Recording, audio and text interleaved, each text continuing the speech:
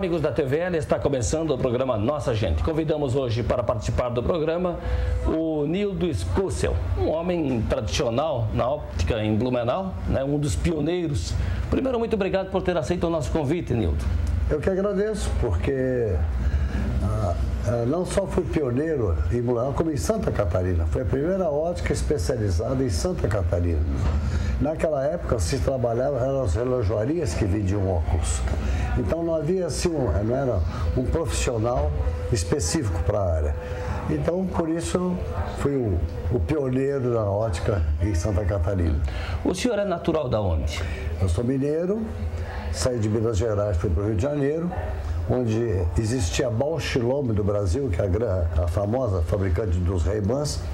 Ela tinha uma fábrica de leites no Rio de Janeiro e naquela ocasião nós tínhamos condição de fazer um estágio de 6 meses na fábrica. Durante o dia a gente trabalhava na fabricação e à noite nós tínhamos aulas teóricas. E com isso eu tive uma oportunidade muito rara naquela ocasião que não havia escola de óticos. E eu convivi com os melhores professores de ótica. E em seguida, tirei o meu diploma, que aliás, naquela época, era o Serviço Nacional de Fiscalização da Medicina, eram os médicos que examinavam o ótico. Porque a ótica, ela tem que ter um ótico responsável como a farmácia. A cada receita, nós somos responsáveis pelo trabalho que foi feito. E eu sou o ótico técnico, e na ocasião, quando eu terminei o curso, eu fui trabalhar na Ótica Fluminense, que era uma das mais famosas do Brasil. Fiquei lá 8 anos, onde conheci a minha atual mulher, aí bateu aquela paixão danada, vim para Santa Catarina. Que na época era uma aventura, né? Ninguém nem sabia o que era ótica. Eles achavam que eu teria que vender relógio, trabalhar com ouro, mas nada disso. Eu vim exclusivamente para vender óculos, para trabalhar com óculos. Então, Nildo, vamos segmentar isso. O senhor é mineiro de que região lá, de que cidade? Triângulo Mineiro, Uberaba. Triângulo Mineiro? É. E de lá fui para o Rio de Janeiro.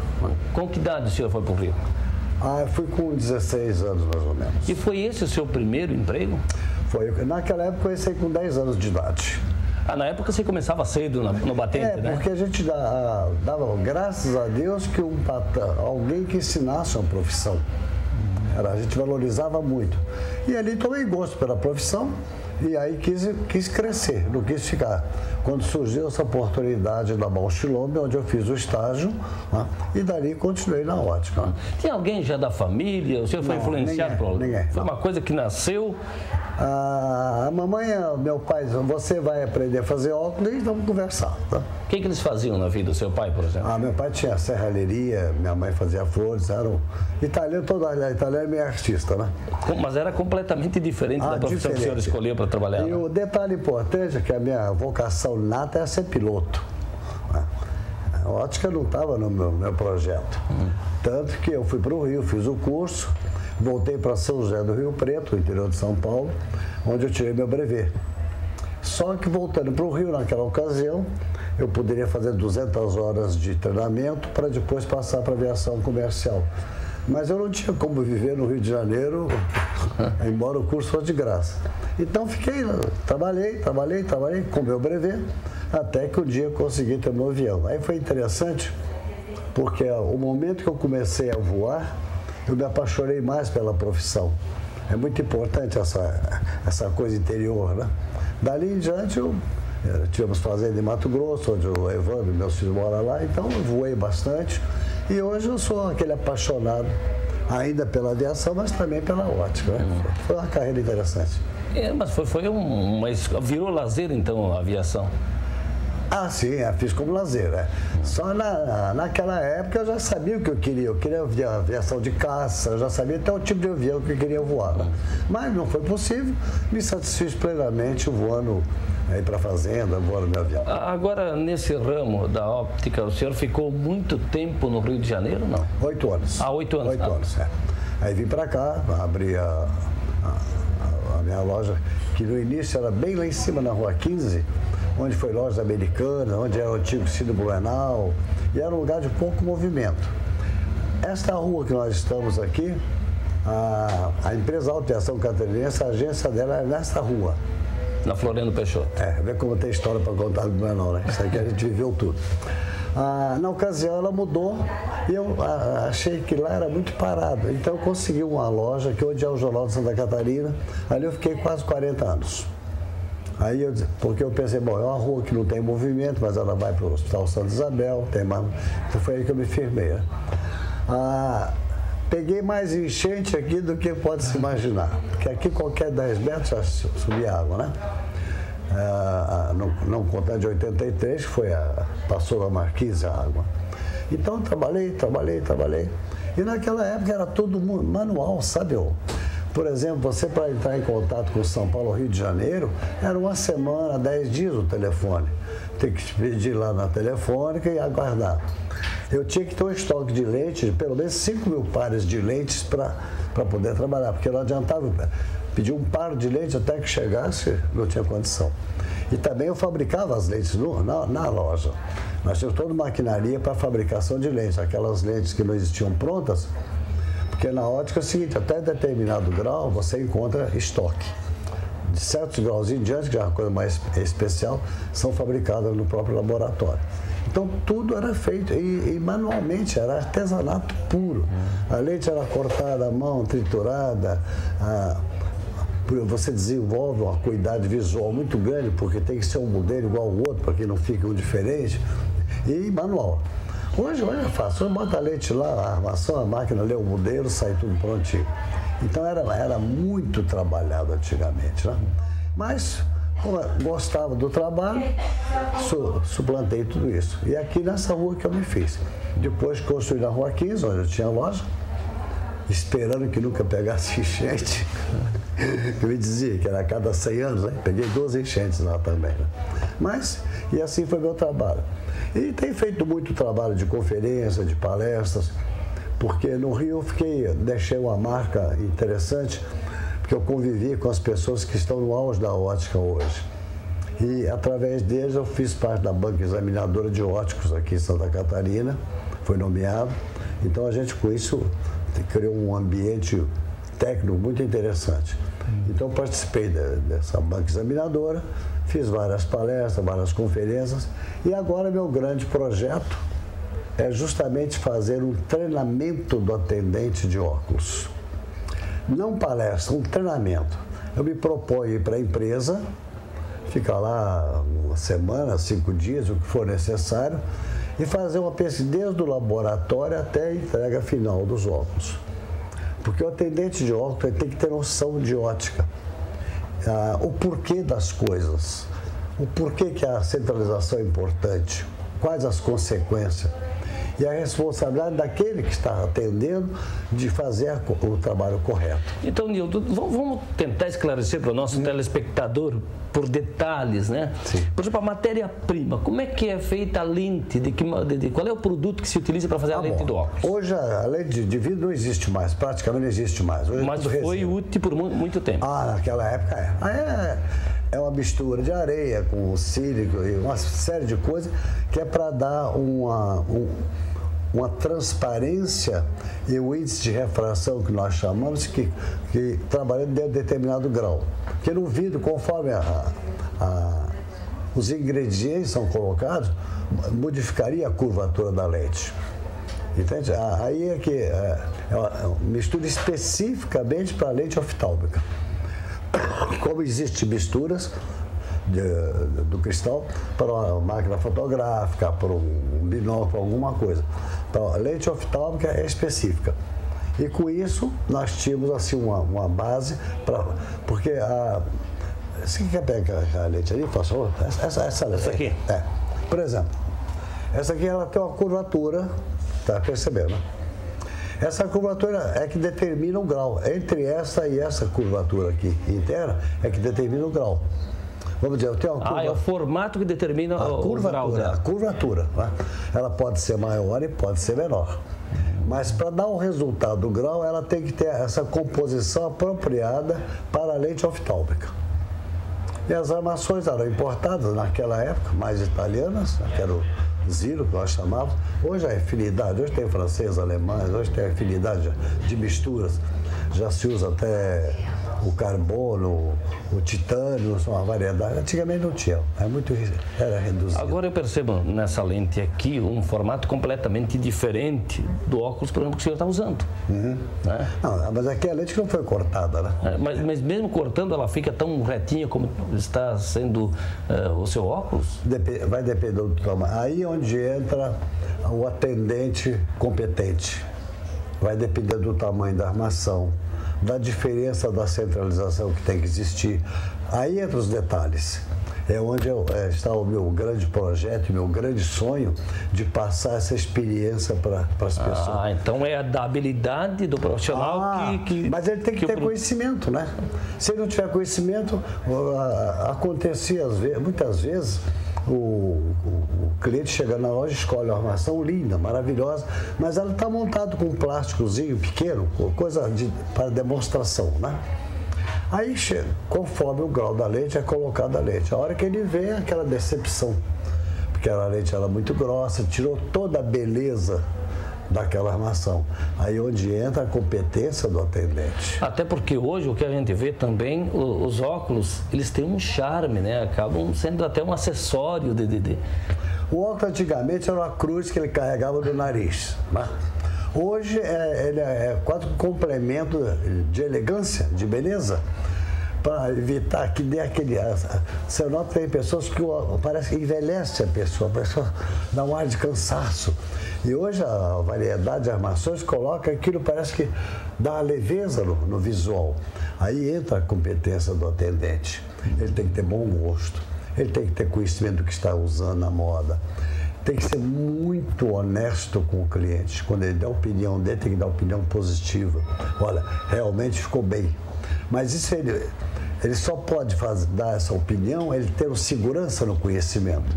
Agora depende, além da qualidade então do profissional e do produto a ser utilizado, também cada formato de rosto sem dúvida vai dar um produto diferenciado. E vou dar um fato interessante. Eu digo para as pessoas que eu era muito tímido, eu morria de vergonha de atender cliente lá no Rio. Mas como eu sempre fui na área técnica, eles sempre me chamavam para fazer os ajustes do cliente, a adaptação. E com isso eu passei a ser bom vendedor. Mas é o que eu passava, segurança no conhecimento, e inspirava confiança no cliente. Né? Agora, Nildo, em relação à espessura dessa lente, e aí vai o grau, como é que se diferencia? Depende do grau. E como é que se faz essa diferença? Como é que se entende? Qual é a leitura disso? Aí está. Conforme o grau, existe também vários materiais que eu posso fazer essa lente ser mais fina ou mais grossa. Já existe uma variedade de materiais. Vamos supor que uma lente... Me pega uma lente ali, por favor. Vou tentar te demonstrar. Essa aqui, por exemplo, é uma lente negativa que é usada no caso de miopia. Né? Tá. Essa lente, claro, o centro dela é bem fino. As bordas são grossas. Se eu coloco uma armação pequena aqui, claro, eu vou diminuir a espessura da lente. Né? Se é um grau mais forte, eu tenho materiais que eu posso fazer o mesmo grau com a lente sendo bem mais fina. Aí entra a armação que a pessoa vai escolher, a centralização que ela precisa. Então, o leque é muito grande hoje. Nós temos 1000 opções de acordo com cada cliente. Senhor Nildo, vamos fazer um breve intervalo, depois a gente retoma. Eu ia dizer que é uma aula, mas é uma aula, né? Não sei se é uma aula. É experiência. Vamos a um breve intervalo, depois retomamos a conversa aqui com o Nildo Escúcio, que é um homem especializado na elaboração de armações, de lentes, de óculos, enfim, está contando essa história maravilhosa aí dessa evolução também nessa área da tecnologia. Até daqui a pouco.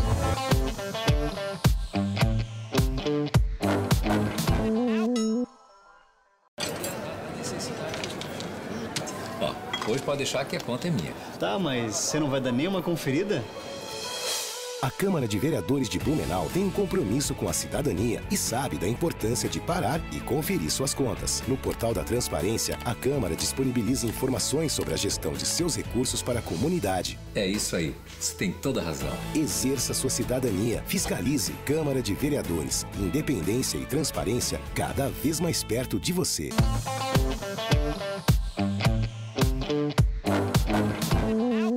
Estamos de volta na sequência do programa Nossa Gente. O nosso entrevistado hoje é o Nildo Escúcio, que está contando um pouquinho sobre a história da óptica aqui em Blumenau. O senhor que chegou aqui em 1900, só para recapitular, 51. 51. Exatamente. Lá se vão 60 anos, né? 58. Fez agora exatamente em agosto. Mas está chegando nos 60, né? 60, quase bodas de diamante, né? E eu assisti a transformação da cidade, né? A Beira Rio existia um pedacinho só. A 7 de setembro terminava ali no Transformador. A Vila Nova não tinha aquela rua da Furo, não existia Furo, não tinha rua, não tinha nada. Era uma cidade com 20 e poucos mil habitantes. Era bem pequena mesmo. O que te motivou a vir a Blumenau? Essa é a história. Tinha uma moça daqui que foi do Rio comprar um óculos. Ali um olhou para o outro e falei, vou casar com essa moça. Foi a paixão que te trouxe para cá? Só paixão mesmo. E na época eu estava pronto para viajar para a Europa, fazer um estágio na França, mas a hora bateu a paixão, consegui um dinheirinho emprestado e lá vim para cá. Coisa que eu não me arrependo nunca, sou um catarinense de coração, adoro a cidade, adoro esse estado. Entrosei muito com a maneira do europeu, a gente que tem sangue italiano, europeu, se entrosa bem, né? E baixei a cabeça, comecei a trabalhar e graças a Deus deu tudo certo. No bloco anterior, o senhor mostrou uma série de produtos, né, de lentes. Sim. E hoje, com essa evolução tecnológica, sobrou para o senhor trabalhar e para o pessoal? Sim. Porque antigamente era tudo manual, né? Sim, e me obrigou a desenvolver conhecimento também. Porque hoje tem maquinarias eletrônicas, computarizadas. Eu tenho que estar atento a essa evolução. Porque eu estava vendo aqui, olha esse alicate aqui. É alicate que se chama? É um alicate, né? Mas para o uso aqui era... Isso era triturado pedacinho por pedacinho. Era feito todo o contorno. Até fazer o modelo da lente. Quer dizer que na hora de encaixar aqui... Dá licença. Me presta, dá aquela caneta lá, faça, eu vou te mostrar o que era. Só que essa aqui não é de vidro, não dá para te mostrar. Só que o senhor tem que ficar de frente aqui para a câmera para nós poder mostrar. Por exemplo. Aqui, ó. Não, passei aqui. Não? Essa. Depois eu vou fazer, pode falar. Tá. Beleza. Eu pegava, antigamente, media o grau da lente, marcava a centralização, então, com a régua media a distância, que é muito importante, eu riscava aqui. E agora, então, com o alicate, a gente ia... Já tá gasto, já nem pega mais. Ela já está em desuso, né? Aqui, ó. Bom, mas se o senhor ficar fazendo isso até o final, vai acabar o programa e nós não vamos conseguir. Mas é só para ter uma ideia. Ia triturando até chegar. E depois ia para aquele rebolo, que eu vou te mostrar depois, para acertar o modelo e fazer a faceta para encaixar na armação. Quanto tempo levar para deixar um óculos pronto? Olha, conforme o caso, cheguei ao ponto de 10 minutos fazer um óculos. Mas então havia uma agilidade nessas mãos já calejadas. A vida toda fazendo, você imagina. Acaba se tornando claro, um grau mais simples, uma armação mais simples, tinha um momento. Porque antigamente era interessante. Existia o trem que vinha lá de cima, Rio do Sul, daquela região. Então o pessoal desembarcava ali 8 horas, 9 horas e iam para o médico. E eles queriam voltar às 3, no trem das 3. Assim que eles saíam do médico, eu atingia e tinha que ser rápido para eles poderem voltar de óculos. E com isso eu desenvolvi essa agilidade, essa rapidez. Tudo com o encaminhamento dado pelos médicos especialistas. Sim, era a receita que dava, né? Aqui era apenas o trabalho de desenvolvimento do produto. Da armação, do grau da lente, claro. Aí por isso eu tinha que ter um estoque de leite muito grande, porque não podia faltar, né? E cada pedido era de 1000 pares para ter o estoque sempre em ordem, ter a leite que precisava. E hoje em dia, com essa tecnologia que tem aí, Nildo, como é que faz? Facilitou muito, muito. Primeiro que existe representante na própria cidade com estoque de leite. Eu não tenho que ter mais estoque de leites. O que, por um lado, foi muito bom para nós, mas, ao mesmo tempo, criou-se uma concorrência muito desigual. Porque antigamente era um capital enorme. Para montar um laboratório, para ter estoque de leite de armações, era muito grande o capital. Era difícil. Hoje, com um pequeno capital, a pessoa pode montar uma casa de ótica, que se diz ótica. Não é o nosso caso, você vê o nosso laboratório aqui, nós temos máquina eletrônica que custa fortunas, não é? Porque nós fazemos tudo aqui. Então, hoje facilitou bastante. Só de não ter o estoque, e mesmo porque a lente de cristal desapareceu. É somente a lente orgânica. E nessa lente orgânica tem infinidade de variedade, de qualidade e tudo. Por exemplo, eu tenho aqui duas lentes, né? Essa lente eu posso ter o mesmo grau, conforme o material que eu usar, com a metade da espessura. Já influencia bastante, né? Se é uma armação muito grande, então eu posso ganhar da espessura. Mas isso eu tenho que saber tudo para passar para o cliente. Eu tenho que mostrar para ele. E não adianta falar, eu tenho que mostrar. O senhor me falou sobre a concorrência e citou que entra também a questão de uma concorrência desleal. Esse pessoal que vende esses óculos, chamado óculos de sol. Aí é grande. Foi o assunto que aí o prejuízo é maior ainda. O assunto que discutimos lá no Congresso. É 25 de março dos camelôs. Interessante que a fiscalização todo ano está em cima de nós, que nós estamos 100% organizados. Agora, os camelôs dizem que não tem tempo de fiscalizar. A lei que rege o comércio de ótica é de 1934, muito antiga. Mas lá já dizia que nem óculos para sol é permitido vender fora de casa de ótica. Porque é responsabilidade. Você, esse que é cheio de oscilação, está sujeito a dar uma catarata, dar um glaucoma na pessoa, mas ele paga lá 10 ou 20 reais. Mas o prejuízo é maior para quem vai usar do que vocês, comerciantes do setor. Mas ele não leva isso em conta. O que vale é o preço em conta. O preço, e para todos os efeitos é que a ótica é muito cara. Claro, cara. Porque é outro material que trabalhamos, é outra tecnologia. E qual é a diferença do óculos de lente, né, de grau, para esse de proteção de sol? É importante. Tive uma palestra de um médico que disse que a lente escura, a escolha é tão importante quanto a escolha de grau. Porque ou a marrom, cinza, ou a cor que for, vai depender da reação que a pessoa tem. Então não é botar qualquer coisa. E não é escurecer que vai resolver. Tem que ver que ela filtra realmente os raios nocivos. O infravermelho, o ultravioleta e essas coisas aí. Não tem nada disso. Ela escurece. Mas o fato de escurecer não quer dizer que ela filtrou. Não protegeu os olhos da pessoa. Além disso, está sujeito até oscilação. Você já reparou algum vídeo de janela que você olha assim, parece que as coisas estão mexendo? Essas lentes estão sujeitas a esse problema. Você imagina o que o cérebro tem que trabalhar para tentar corrigir essa imperfeição. Então, é muito... Nessa linha me vem em mente uma pergunta. Isso acontece muito aqui na televisão, pessoas que usam óculos e que aparece o reflexo. Isso é por causa do quê? Qual é a explicação técnica? Para isso mesmo existe a lente anti-reflexo hoje em dia. Você nota que é uma camada que a lente recebe, que ela evita o reflexo. Mais uma das novas tecnologias. Nova tecnologia. Que facilita muito para quem usa computador, para dirigir à noite, ela facilita bastante. E ela, conforme o caso, ela acrescenta 10% na acuidade visual, pela eliminação dos raios.